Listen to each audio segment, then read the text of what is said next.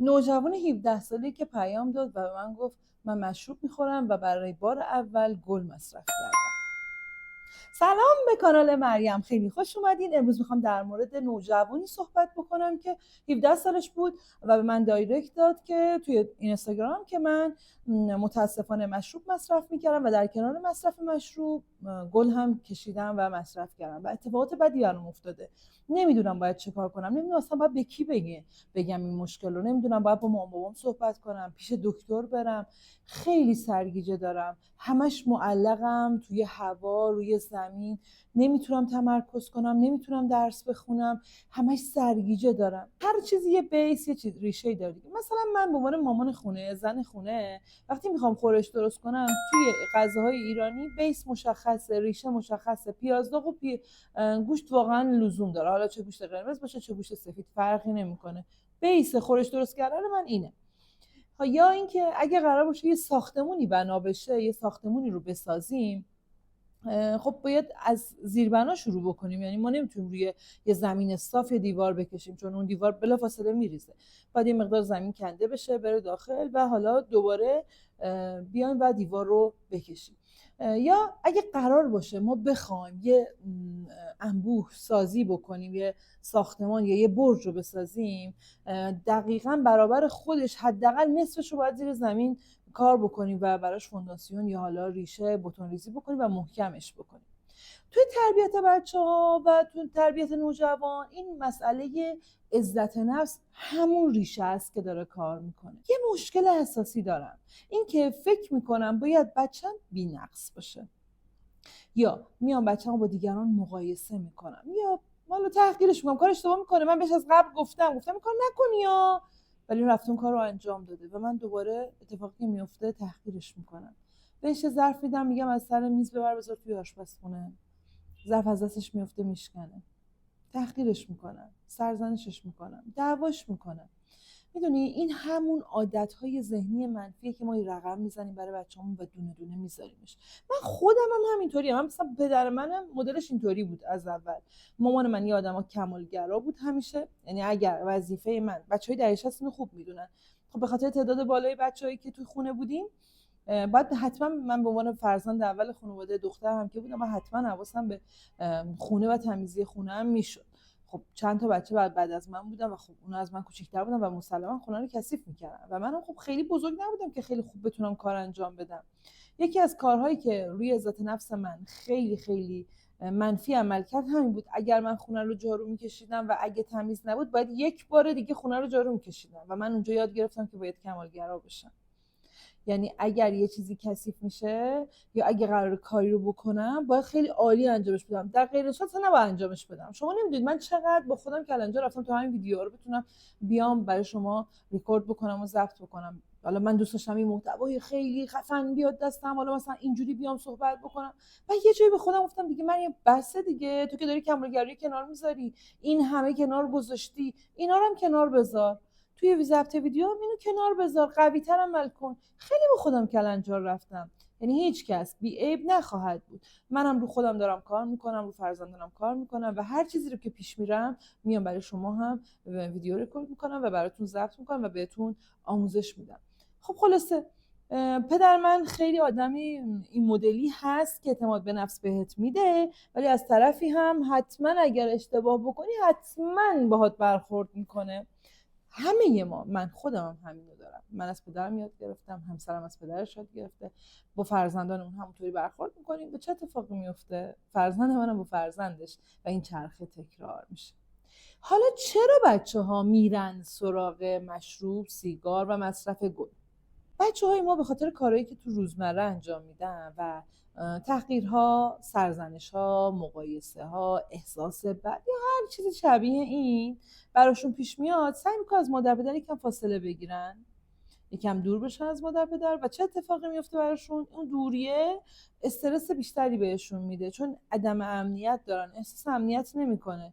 ببین یه اعتمادی بچه‌ها به پدر مادرشون دارن که اگه اون اعتماد از بین بره یا وجود نداشته باشه، بچه احساس خالی بودن میکنه. حالا اون بچه میخواد بچه 17 ساله، 18 ساله، 19 ساله باشه، یا میخواد بچه 10 ساله باشه، فرقی نمیکنه. اون احساس خلأ ناخودآگاه براش به وجود میاد. حالا اگر من از نظر عاطفی بلد نباشم اون ظرف احساسی فرزندم رو پر کنم چی میشه؟ ظرف احساسیش چیه؟ اینکه فرزند من اگه از من محبت نبینه، پسر من اگه از من اون احساس دوست داشته شدن رو نگیره، اگه از باباشون رو نگیره، چه اتفاقی میفته؟ بیرون از خونه دنبال اونا میره. گاهی اوقات به خاطر اینکه خیلی چیزا رو بچه‌ها بلد نیستن، یعنی نه هنوز بلد مدیریت احساسات بکنه، اصلا خیلی از بچه‌ها هنوز احساسات خودشون رو هم نمیشناسن، یعنی اصلا نمیدونه این احساسی که من الان دارم اضطراب، استرس، هیجان، ذوق یا هر چیز دیگه تو این رده احساسی، خشم، حتی اون رو هم نمیتونه تشخیص بده فرزند من و نمیتونه روش حتی مدیریت داشته باشه. بنابراین نیازی که من کنارش باشم.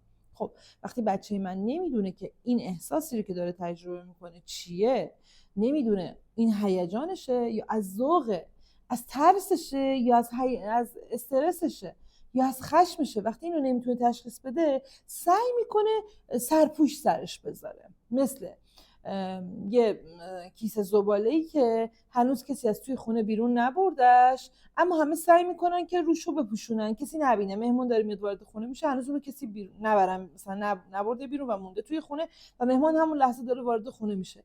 چه اتفاقی میفته؟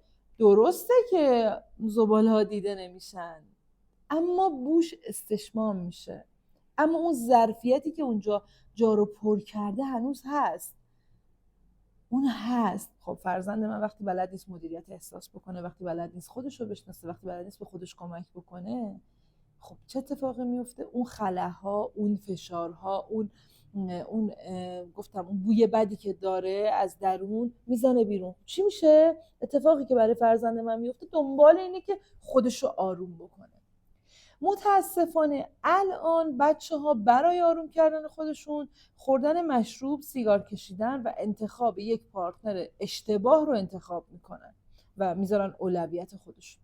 چی میشه؟ من یادمه که توی یه خیابونی زندگی میکردیم ما چند وقت پیش، چند سالی رو اونجا زندگی میکردیم و این خونه ما دو طرف داشت، یعنی یه طرفش به سمت خیابون اصلی بود و یه طرف میخورد به یه کوچه پهن و بزرگ که ما مثلا ماشینامون رو از در کوچه وارد میکردیم و از در مثلا خیابون اصلی رفت و آمد میکردیم.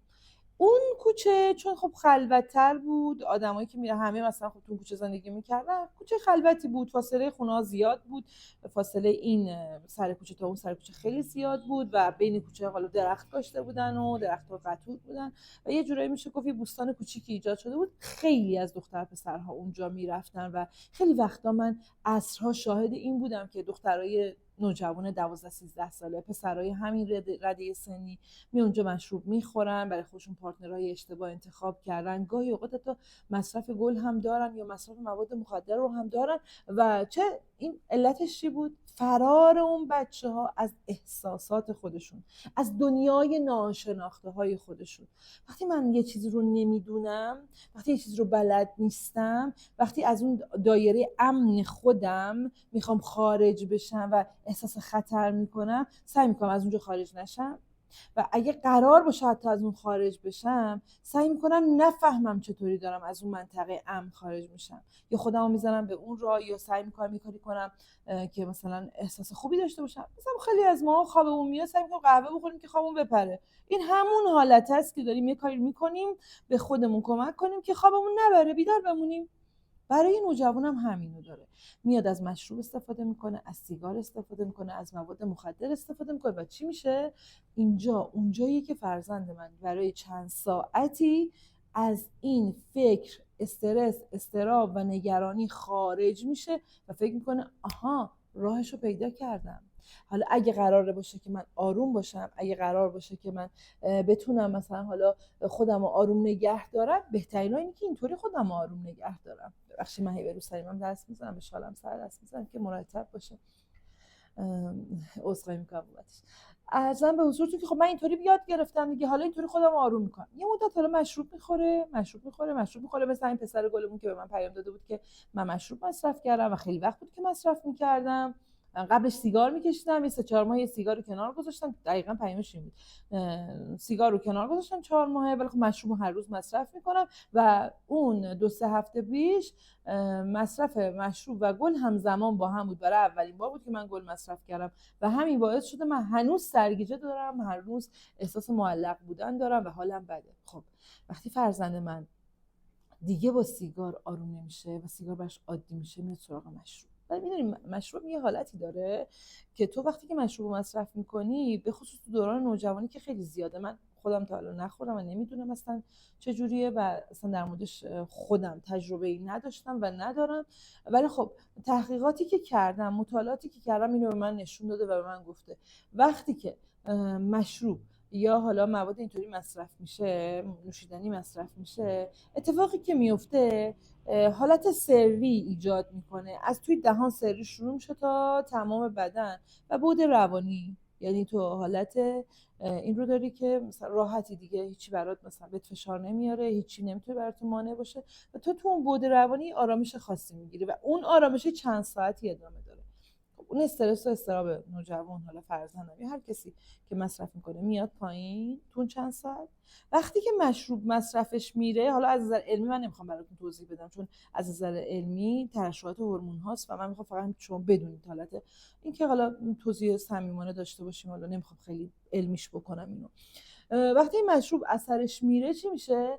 خب اون استرس اومده پایین، ولی به یک باره استرس قبلا اگه رو 50 بوده و با مصرف اومده رو 25، بعد الان دیگه برنمیگره رو 50، الان دیگه میره رو 75، میره روی مثلا 80، میره بالاتر وایمیسته. خب پس نه تنها به فرزند من کمکی نمیکنه، فقط باعث میشه فرزند من اون لذت اون موقعی که مصرف میکنه تو زیر زبونش بمونه و اینطوریه که بچه‌ها به مرور زمان به سمت سیگار، مواد مخدر، نوشیدنی‌ها و مشروبات الکلی میرن.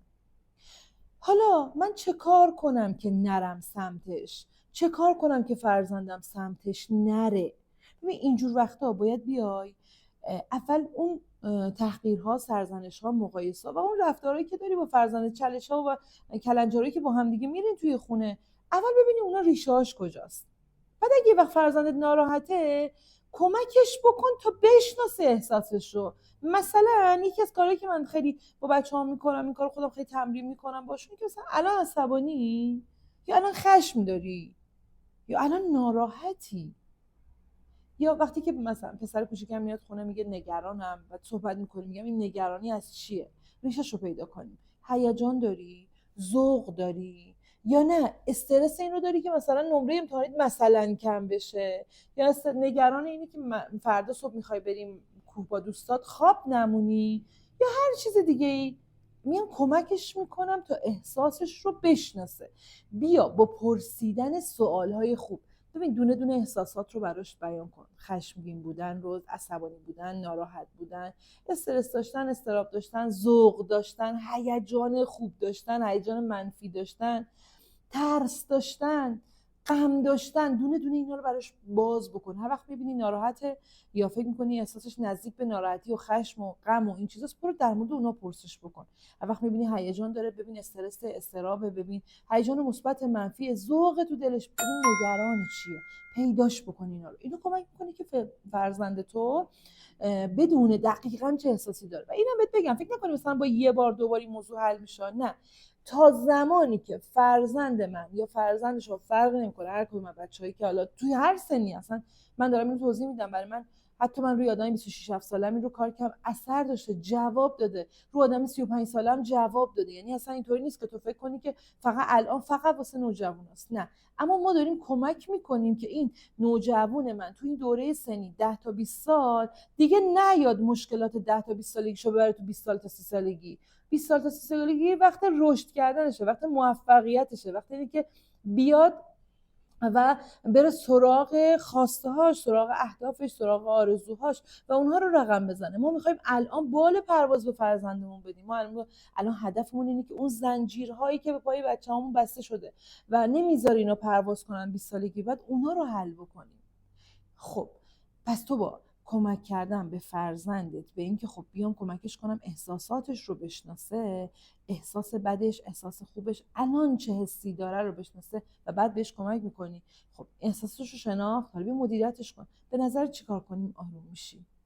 به نظرت برای این راه حلی وجود داره؟ اگه راه حلی هست که ما خب اجراش میکنیم، خیلی هم عالی، من اجراش میکنم، خیلی هم خوشحالم و کمک فرزندم میکنم. اگه راه حلی نداره حتما از یه مشاور کمک میگیرم. ولی وقتی که شناخت احساسات شکل میگیره، دوباره وقتی که مدیریت میکنی اون احساسات، دوباره وقتی که براش راه حل پیدا میکنی و اگه راه حل براش پیدا نکنی از یه نفر دیگه، مشاور یا حالا کسی که تو این زمینه تخصص داره کمک میگیری، مسلما به دستاوردهای خیلی خوبی خواهی رسید. بنابراین ازت میخوام فرزندتو تو این راه رها نکنی، کنارش باشی، سرزنش و مقایسه رو بذاری کنار. خیلی این حرف رو توی کلیپ های من بعد از این خواهید شنید، چون خیلی خیلی مهمه. سرزنش، تحقیر و مقایسه رو بذار کنار. و اگه دیدی این کلیپ و این ویدیو مناسبت بود، حتما لایکش کن، برای دوستات ارسال کن و من رو همراهی بکن. اگه کانال ما رو سابسکرایب ندارید لطفا سابسکرایب کنید، منو حمایت بکنید تا بتونم براتون ویدیوهای بهتری بذارم. کامنت های شما باعث میشه که من بتونم بیشتر بهتون کمک بکنم، مثال های بهتری براتون بزنم و در خلال اون مثال ها بیام کمک کنم تا بتونیم فرزندان بهتری رو تحویل جامعه بدیم تا زندگی بهتری داشته باشن. دوستتون دارم.